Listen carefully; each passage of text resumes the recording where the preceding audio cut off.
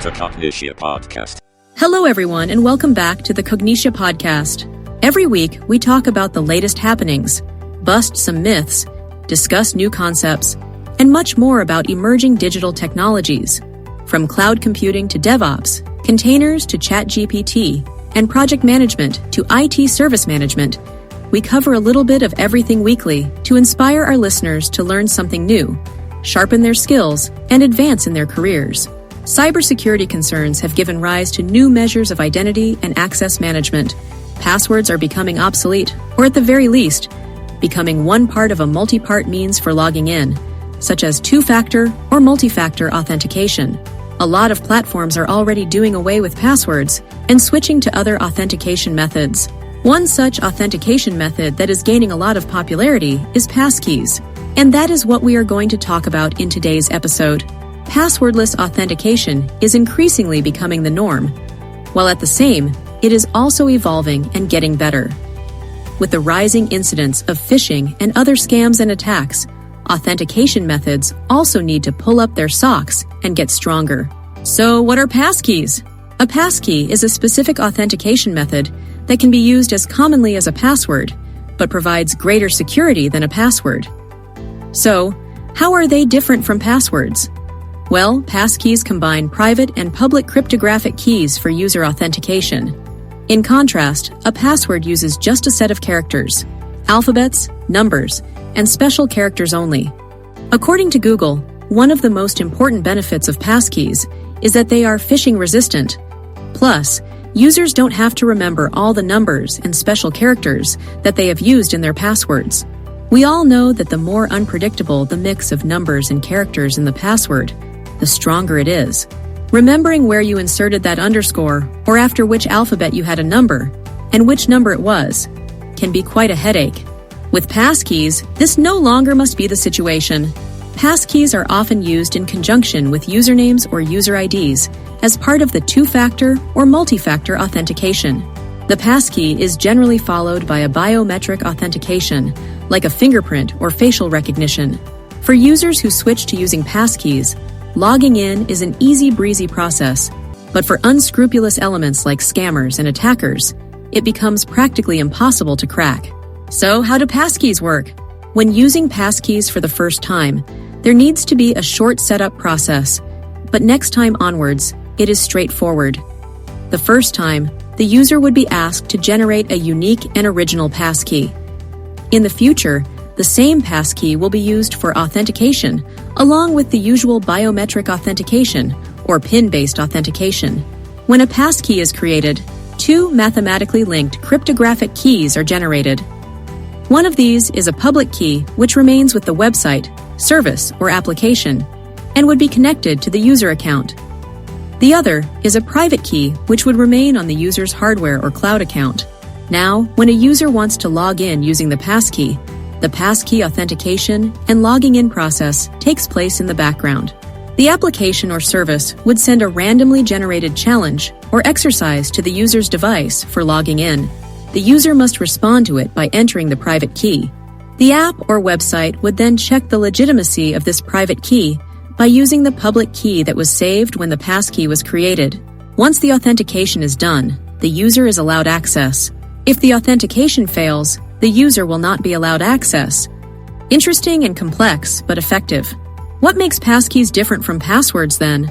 See, passwords can be stolen through brute force hacking, social engineering, data breaches, phishing, etc. But stealing passkeys is extremely difficult. A hacker would need to steal your device or breach your cloud account physically, then guess your PIN, and then even have to bypass the biometric authentication. Now, this may seem like a piece of cake for Ethan Hunt and Benji Dunn in the Mission Impossible saga, but that's not quite how it is in real life. Plus, when you use passwords, you also need to remember the passwords or employ a password manager. This comes with its own challenges and risks.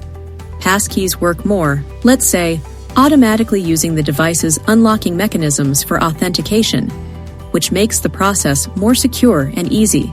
One interesting feature of passkeys is that passkeys are usually tied to the hardware, while passwords remain constant across all devices and platforms. So, your passkey would be specific to, say, your phone, and you would need a different passkey for your laptop, desktop, tablet, smart TV, and all other devices. However, this is not the case with passwords.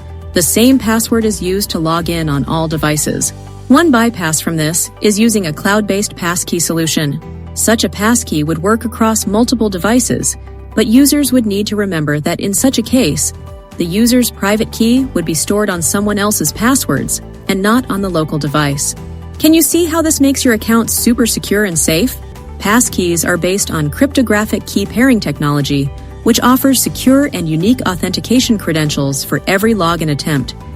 This way, hackers have nothing to guess or figure out and steal. Brute force attacks and social engineering methods like phishing are useless in the face of passkeys. Even a data breach can't expose passkeys.